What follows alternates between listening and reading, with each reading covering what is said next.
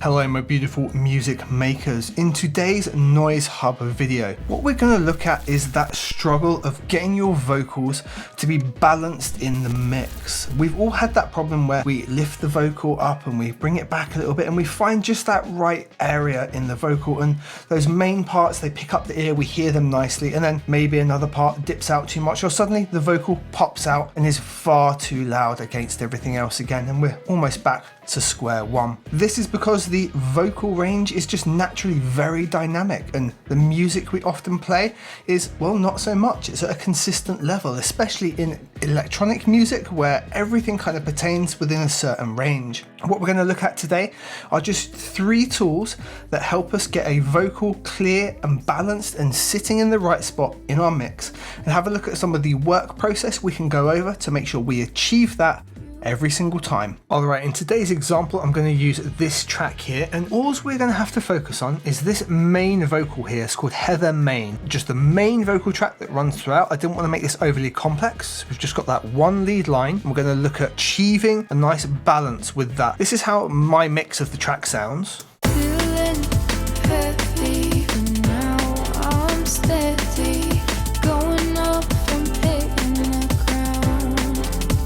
So hopefully that sounds alright and the vocal's nice and present and it all sounds good. I think it sounds alright. So we're going to duplicate this here, and we're going to use just 3 tools to take our naked vocal. We're going to rename our channel here example. We'll hide away and mute the original. So now we've got no plugins, no bus processing, nothing else going on.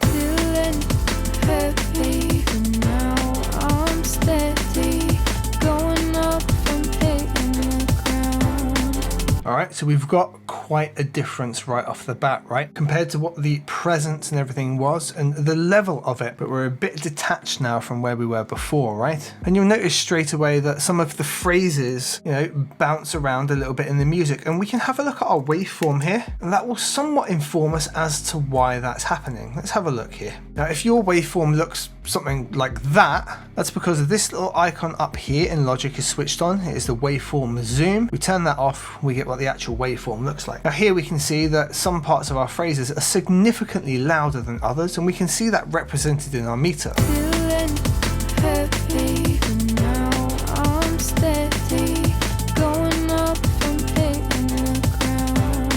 So that's one of the first things I'm going to look to replicate, because we want this phrasing here to be able to stand out just as well as the phrasing here.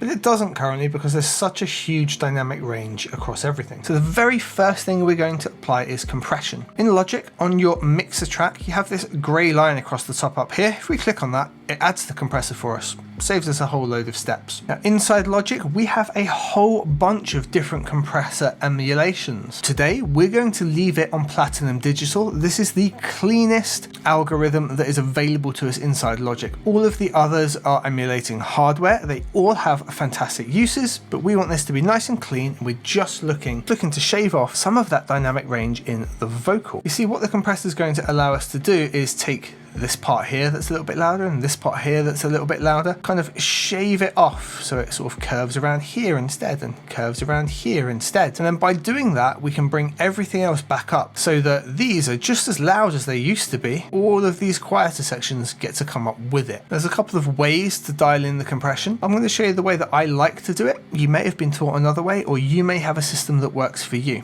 One of the first things I'm going to do is turn off auto gain. I want to have control here, and I don't want the auto gain to be coming into effect. The other thing is attack. This is quite a fast song, but the vocal is kind of in half time and it's got quite a slow attack. Listen to how it sounds. It hasn't got really fast plosives. We move into our words. I want to give this an attack time that kind of reflects that, and I'm actually going to look at something like between the 40 and 80 range for this. I'm going to turn auto release off. This can be really useful at dialing things in, but for my case, we're going to have it off. And for a vocal like this, I like to be somewhere in sort of the 80 range, somewhere around there. And that's because if you were to calculate release time in terms of BPM, we're at 172 here. Our 16th intervals in terms of quantization or timing are going to be at 87 milliseconds. Now Logic kind of snaps in between, but I will take 86. We've actually got a relationship in our release that is similar to the rhythm of the music. So when it does release, it releases in rhythm and in time. It's the way I like to work. Maybe you don't, maybe you want to release it differently, but that's where I like as my starting point. Threshold wise here, something like 3.2 is going to do, depending on how hard you like to hit and how much you want to move your needles. You might want to have it a lot further up and pull your threshold further back. I think about 3.2 for what we've got here is going to be round about right. And then I'm going to put the threshold all the way up so I can dial it back in and get a feel for how it's going to be. It's nice to do this in context because then you can hear where the louder parts of the vocal are starting to disappear. So that's how I'm going to work here.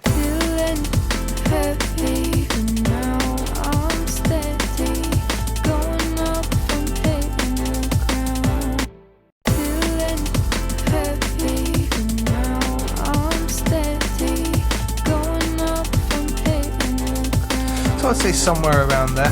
It's compressing almost all the time, but you can see it's varying between 2 and 3 dB. Probably pushing into 6 briefly there. That's a big range straight away. Now this means we can give ourselves a makeup gain, realistically of 3 to 4 dB, and be quite comfortable we're in the similar zone.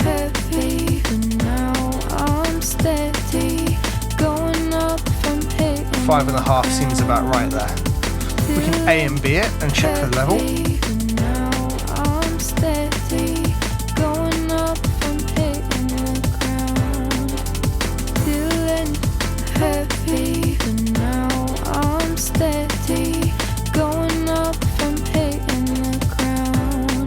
Hopefully we can hear that the louder parts aren't necessarily any louder there, but it's brought the rest of the vocal up with it, and all of those phrases can be heard over the music, whereas they're getting a little bit lost before, just with that bit of compression in there. So that's our very first step at dialing things in there.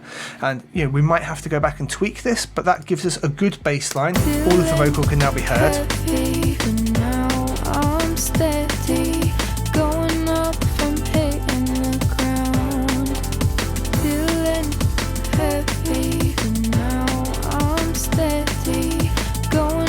Honestly, I think we can probably take it back about half a dB. Now the next thing for us to look at is very simply EQ, and we want to make the vocal stand out in the key places that it effectively sounds best in. Now we can use Logic's EQ here, and we can do that by clicking in this grey box just below where the compressor was, and that's going to load up an EQ for us. The first thing we can notice from here is there is an extreme amount of low end, okay? Unfortunately, this is our highest peak here, so this will be what's triggering the compressor, but all of this down here, absolutely not needed. Let's have a listen in isolation, I'll show you what I mean. We can realistically guess that anything above 200 here is what we're going to want, and all of this is just going to be rumble from the mic recording. This isn't the way to EQ it, but here's a nice way to test it. We'll actually roll off all of the high end and we listen to what's down here. And we can hear it's just rumble and plosives, and we're getting a little bit of this. If we make a steeper slope, there is nothing in that space right there that is bringing us any benefit to the music whatsoever. So if we turn that off, instead we'll roll all this, and we know we can roll it off now to around here. How steep you decide to do the slopes, up to you. I think 18 would be fine, and we can bring it quite tight in. And that's getting rid of all of that low end that's going to affect the rest of the mix and help things stand out a bit more. You won't be fighting with your kick anymore, taking all of that away. Let's A, B and see how just that change has given us more of a balance.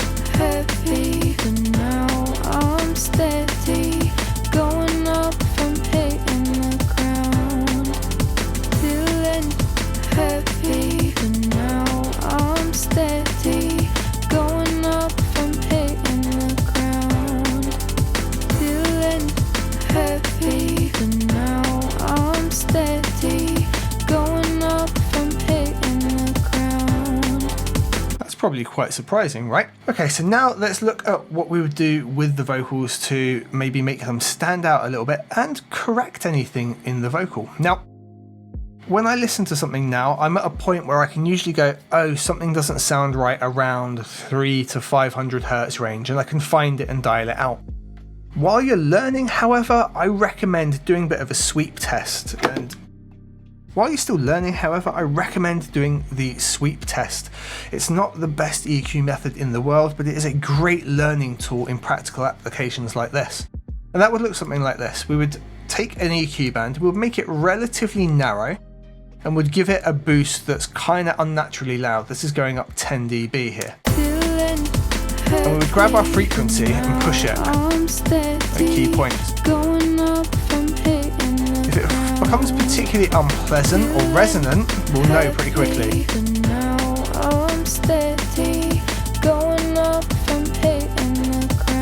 This here, for example.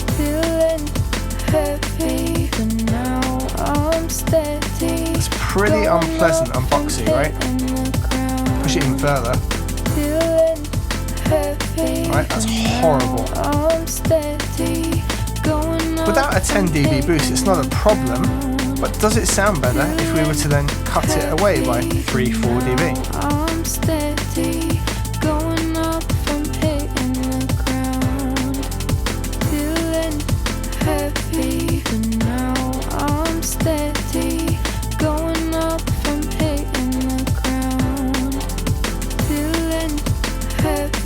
The answer is yes. In places where that frequency was in and bouncing up a bit much, yeah, that does improve it. We could actually probably pull it back as much as 6 dB here.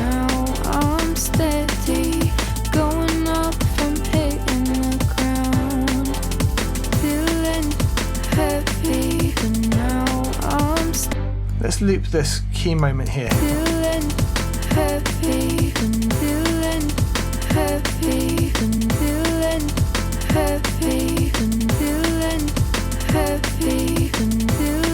Absolutely a big difference. I think here we had a big...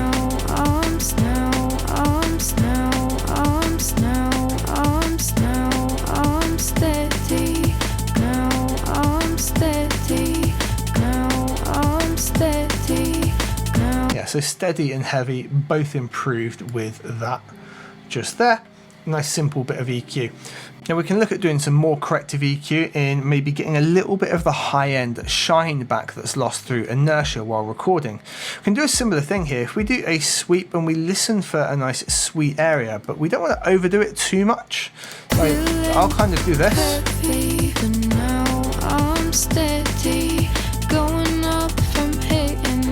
And to me, when you pass over 3 and 4K here,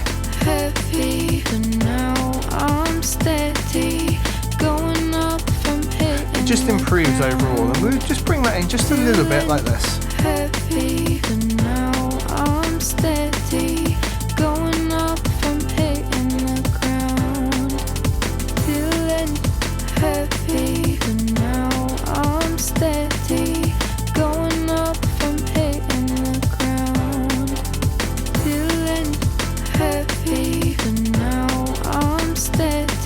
I'd say that brings a pretty significant difference. Now, while we were doing that, we learned that there's some real high end up here that could also present another problem. So we can grab another band. Just right around here, right around 6K.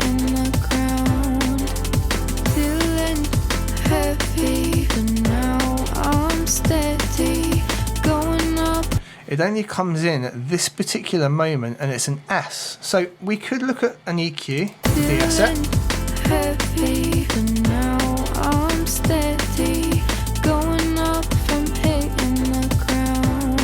I'd recommend instead, we've got a very simple vocal EQ going on there, we would look at a de-esser just to control that as well. Here I would actually go backwards in my chain though, and I'd look to de-ess that even before it goes into the compressor, control it there. There's a couple of options we have for doing this inside Logic. I'd recommend just grabbing yourself the de-esser 2, and we have already nailed down the frequency here by finding it in the EQ chain, and we can bring that back here to 6K. and we can bring our EQ up and we'll be able to see what's going on. How it sounds is most important, especially now that we've boosted here. It's standing out a little bit too much when it comes in, but it only comes in for a tiniest of phrase and the lift sounds better in general. So let's control that moment. We've dialed this back down to our 6K now. We've got our maximum reduction currently at 20 dB and our threshold at -9, but we'll dial that in depending on the sound. Our range wise split's going to be fine. We shouldn't need wide here, and we're going to have the filter type as this bell curve rather than dialing down the entire of the high end. If you're struggling to find it and dial it in, put a filter solo on and it will only play what's being filtered. And we can see there's great control there now.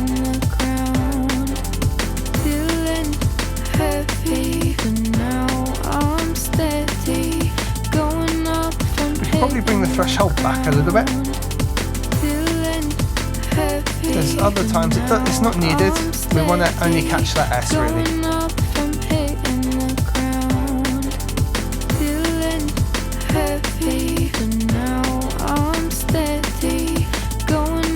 Now because we've dialed the threshold back, it's not being pulled back as much, but we can pump up the reduction.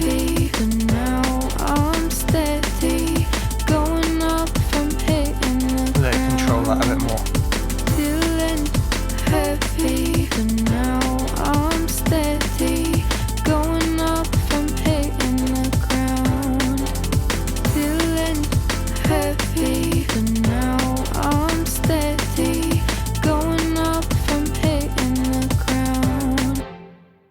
And those are 3 plugins there just doing the work to help the vocal stand out and sit a lot better in the mix. Let's just A and B what we've done overall for an example.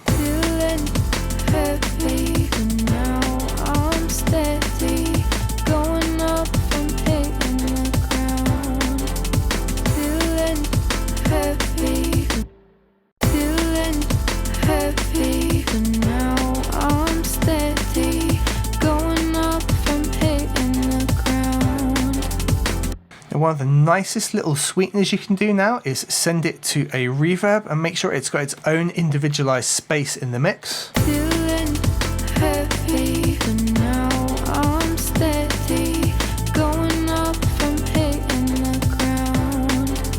And that makes a huge difference. There is one other aspect that's really important. Well, I really hope that was helpful for you and helps you dial in your vocal sounds in your track. There's one other real key element to getting a vocal sounding just right, and that is tuning. And Logic, like we've looked at today, has some amazing features, but when it comes to vocal tuning, it's on a whole nother level. You should really dive into that by watching this video next. Take care. I look forward to seeing you in the next video.